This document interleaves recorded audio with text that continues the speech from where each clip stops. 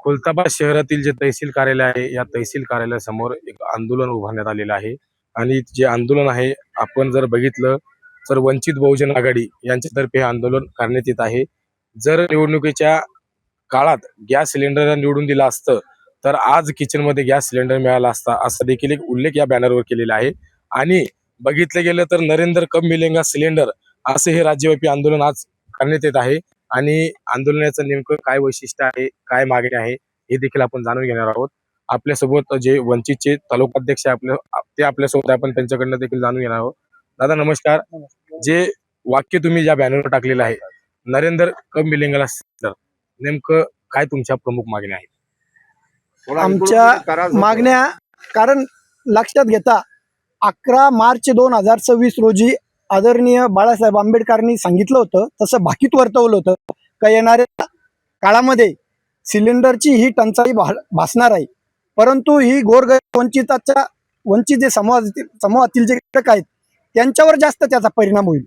त्या अनुषंगाने आपण बघितलं असता छोटे छोटे जे स्टॉल आहेत खाद्यपदार्थ इडली डोसा हे जे दुकान आहे छोटे छोट्या पानटपऱ्याच्या इथं आता लोक त्यांनी आपले व्यवसाय बंद केलेला आहे पूर्णपणे, कारण की गॅस सिलेंडर मिळणं मुश्किल झालेलं आहे। बरं मिळाला तर 5 ते 7 हजार रुपये त्याची किंमत काळ्या बाजाराने विक्री म्हणजे साड्या दराने विक्री होत आहे आणि प्रशासन आणि सरकार यावर मुग गिळून बसलेलं आहे, कारण की जोपर्यंत काळा बाजार होतो त्यावेळेस प्रशासन आणि सरकार यांना काळ्या पैशातून जास्त माया जमवायची आहे।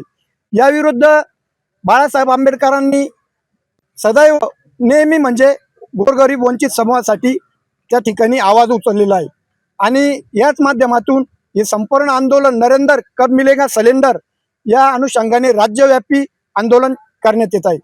ज्या ठिकाणी जिल्हाधिकारी कार्यालय आहेत, ज्या ठिकाणी उपविभागीय अधिकारी कार्यालय आहेत आणि ज्या ठिकाणी तालुका स्तरावर तहसील कार्यालय आहेत त्या ठिकाणी आज रोजी म्हणजे 6 एप्रिल 2026 रोजी सकाळी 11 वाजेपासून सर्वत्र हेच आंदोलन यशस्वीपणे राबवण्यात येत आहे वंचित बहुजन आघाडीच्या वतीने।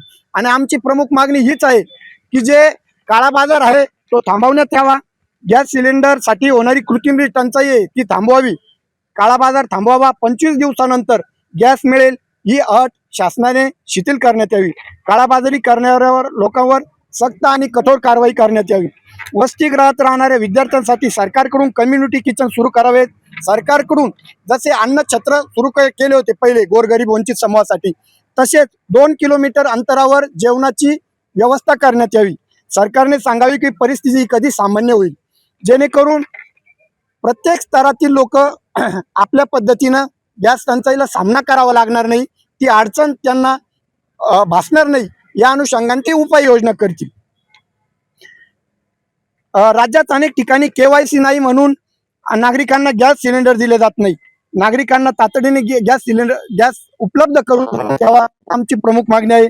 जिल्हाधिकारी यांनी जिल्ह्यामध्ये उज्ज्वला गॅस योजनेअंतर्गत किती कनेक्शन दिले गेले त्याचे ऑडिट करण्यात ही आमच्या प्रमुख मागणी आहे। एक शेवटचा प्रश्न आहे, या प्रमुख मागण्या आपण पूर्ण झाल्या नाही तर आपण पाऊल काय उचलणार?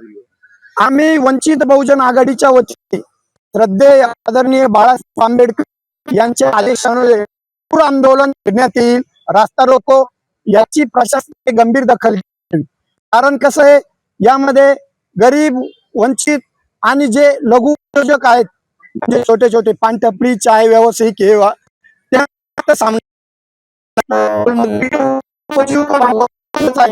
त्यांना जास्त सामना त्यांच्यासाठी आम्ही रस्त्यावरही उतरू आणि अगदी आक्रमकतेचा पवित्र घेऊन प्रशासनाला चोख उत्तर देण्याचा प्रयत्न करू।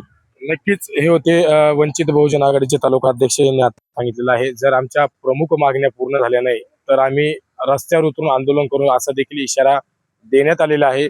आणि जे वाक्य बघितलं गेलं होतं नरेंद्र कब मिलेगा सिलेंडर या राज्यव्यापी जे आंदोलनाला आता तहसील नवनवीन घडामोडी पाहण्यासाठी स्टार महाराष्ट्र न्यूजला सबस्क्राईब करा आणि ताज्या बातम्यांचे अपडेट मिळवण्यासाठी बेल आयकॉनला प्रेस करा आणि परिपूर्ण बातमी बरोबर रहा, इतरांपेक्षा एक पाऊल पुढे।